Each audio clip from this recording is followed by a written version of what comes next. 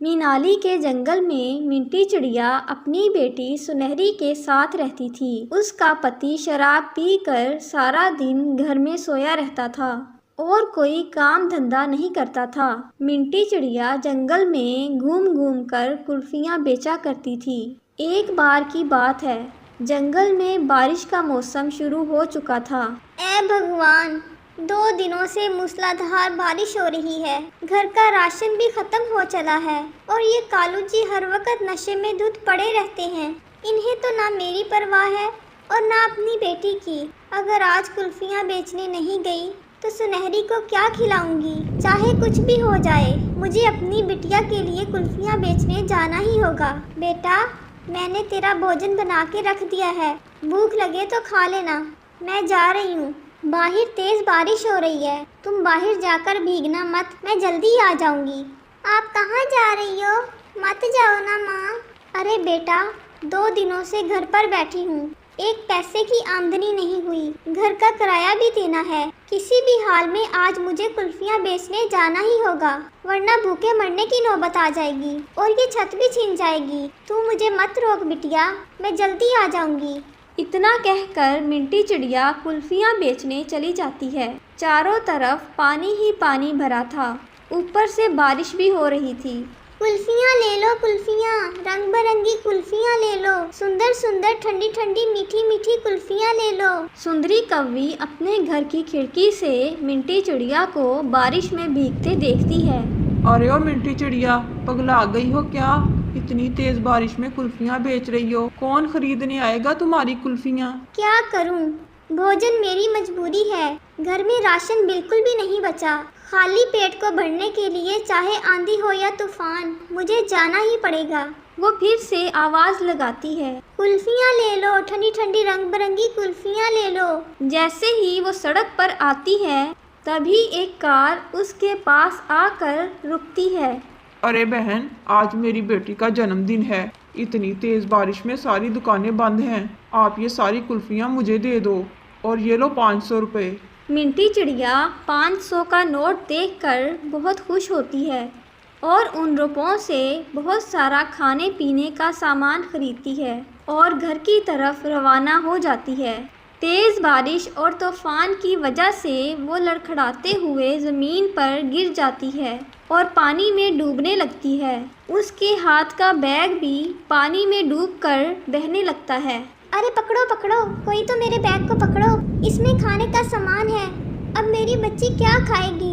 अरे ओ बहन, जल्दी से मेरा हाथ पकड़ो, नहीं तो पानी में डूब जाओगी। नहीं भैया, मुझे अपनी परवाह नहीं, मुझे तो हर हाल में इस बैग को बहने से बचाना है। मिंटी चिड़िया अपने बैग को पकड़ते पकड़ते काफ़ी दूर निकल गई। 2 दिन बीत गए। मिंटी चिड़िया का कुछ अता पता नहीं था। उधर सुनहरी चिड़िया का रो रो कर बुरा हाल था।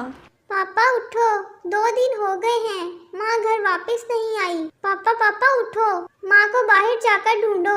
अरे मनहूस मारी, मुझे क्यों तंग कर रही है? तेरी माँ को आना हुआ तो खुद ही वापस आ जाएगी। एक तो इन दोनों माँ बेटी ने मेरे नाक में दम कर रखा है।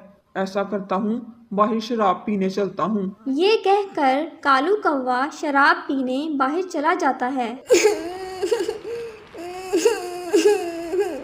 मम्मा मम्मा कहाँ हो? मुझे डर लग रहा है। मम्मा जल्दी घर आ जाओ।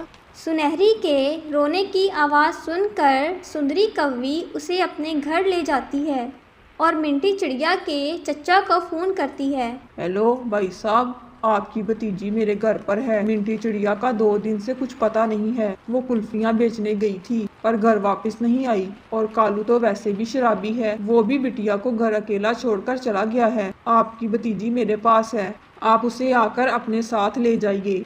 सुनहरी का रो रो कर बुरा हाल था।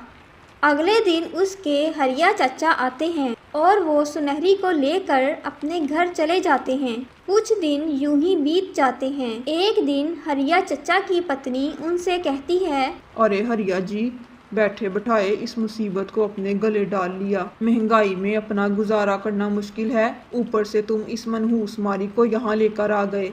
हाँ, तुम ठीक कह रही हो। पक्षियों के जिद करने की वजह से मैं इसे उठा लाया, लेकिन अब मुझे समझ में आ रहा है मैंने बहुत बड़ी गलती कर दी। और तो और कुछ ही दिनों में बड़ी हो जाएगी, तो इसकी शादी पर अलग खर्चा होगा। ऐसा करते हैं, रात को इसको घर से बाहर निकाल देंगे, किसी को कुछ पता भी नहीं चलेगा और मुसीबत भी टल जाएगी। कह तो तुम ठीक रहे हो हरिया जी।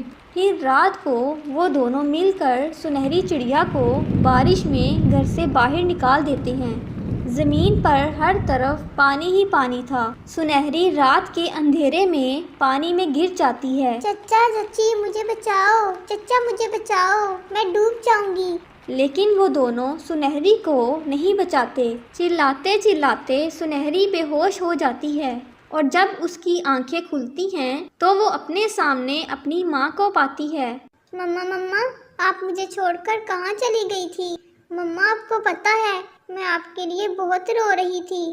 पापा भी मुझे छोड़कर चले गए थे। सुनहरी मेरी बच्ची, तू चिंता मत कर। मैं बहुत बड़ी मुसीबत में फंस गई थी, लेकिन ऊपर वाले का शुक्र है कि तू मेरे सामने है। दरअसल एक पक्षी ने पहले मिंटी चिड़िया को बचाया था और फिर सुनहरी को। फिर बारिश रुकने पर वो दोनों अपने घर जाती हैं, लेकिन वहाँ अपना घोंसला ना देखकर हैरान रह जाती हैं। फिर वो सुंदरी कौवी के घर जाती है। अरे सुंदरी कौवी, अरे ओ सुंदरी कौवी, यहाँ हमारा घोंसला था ना, वो कहाँ गया? घोंसले का मालिक तुम लोगों से किराया लेने आया था, लेकिन तुम तीनों को ना पाकर वो अपना घोंसला लेकर चला गया।